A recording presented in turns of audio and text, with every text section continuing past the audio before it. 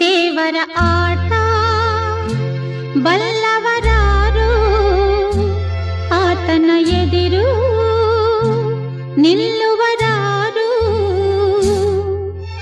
ಕೇಳದೆ ಸುಖವ ತರುವ, ಹೇಳದೆ ದುಃಖವ ಕೊಡುವ, ತನ್ನ ಮನದಂತೆ ಕುಣಿಸಿ